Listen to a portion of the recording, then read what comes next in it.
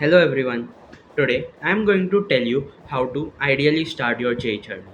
This is a very important video for both 11th graders and 12th graders who are starting their journey for engineering entrance examinations or for JEE.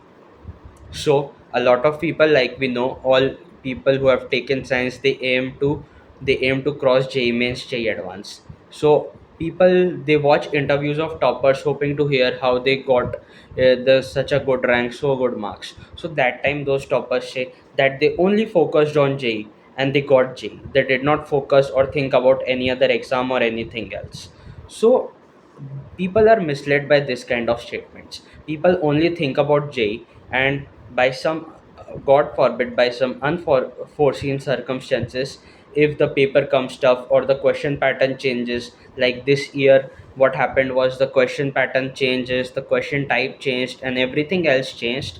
So people are unable to get good marks, and their plan for their whatever they planned, it was totally ruined.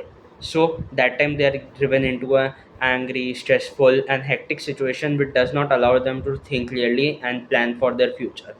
So to avoid that, I am telling you, when you decide to give engineering entrance examinations, you should focus on all the exams you give. Your plan A, plan B, plan C should always be ready. Imagine if your plan A is JEE, your plan B can be BITSAT or state entrance examination, your plan C can be any other exam. So, like that, you have to be ready.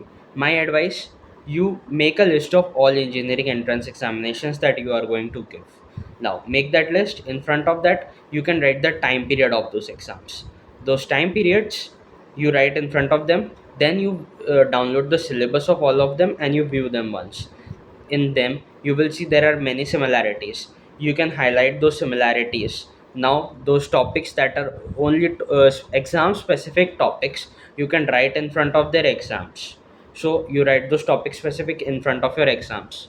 Okay, now you have the dates of the exams, so you can plan on how can you prepare for those exams. How can you prepare for your plan A, how do you prepare for your plan B, how do you prepare for your plan C.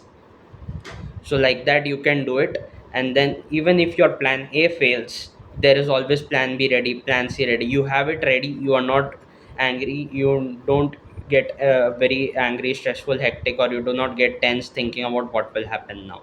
Now another mistake that a lot of people make is they underestimate class 12. Class 12 boards are underestimated.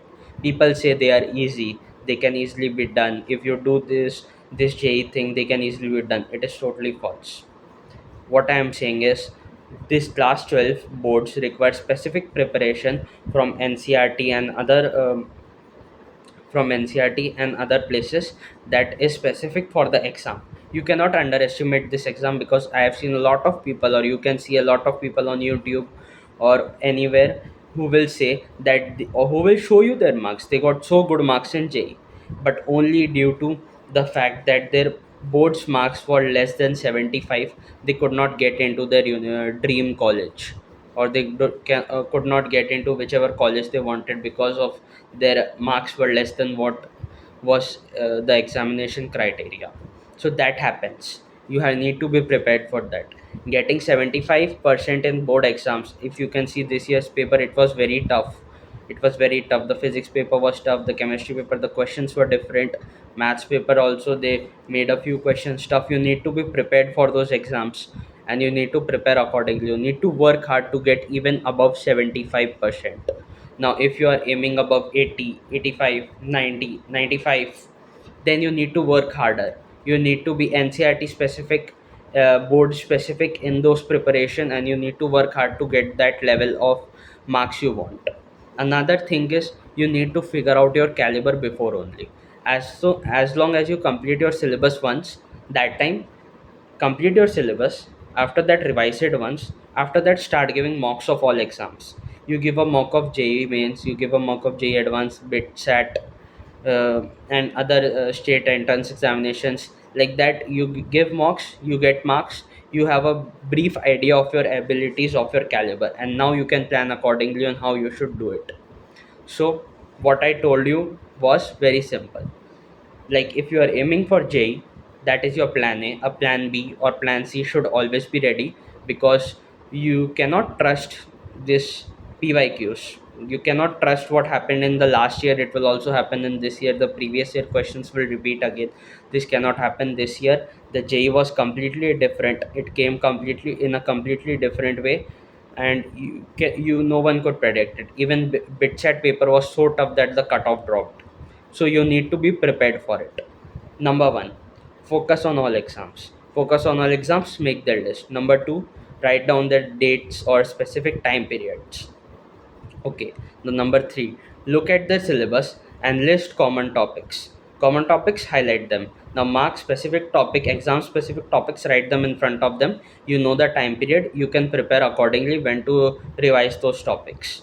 Now, second thing, your plan A, plan B, plan C. Mark which is A. Like JE is A for someone, BITSAT is B for that person, and C it is another university. Plan A, plan B, plan C. It should be, the preparation should be like, if you are giving 5 mocks of plan A, you have to give 2 mocks of plan B and 1 mock of plan C. That is how you need to prepare for plan A, plan B, plan C. Now, fourth thing, do not trust PYQs, trust concepts. Question type, the PYQ questions type can change, but the concepts should not change. The concepts remain same even if the type of questions change. The proper way on how to prepare concepts is, you study a concept, then you do its questions. Those questions are easy, medium, hard, all types of questions, including PYQs. So, like you do. And the last and final thing is, the fifth thing, that class 12 should not be underestimated. You need to work hard for it, you need to focus on it, and you cannot underestimate it at any cost. Otherwise it will ruin whatever your, it can, even if you get good in plan A and your class 12 board you underestimate it, it can ruin your plan A, it can ruin your plan B, it can ruin your plan C. Do not underestimate it. So guys, this is all I have to say, and I hope it can help you in your journey for your examination and you can get your dream college. So stay tuned and bye bye.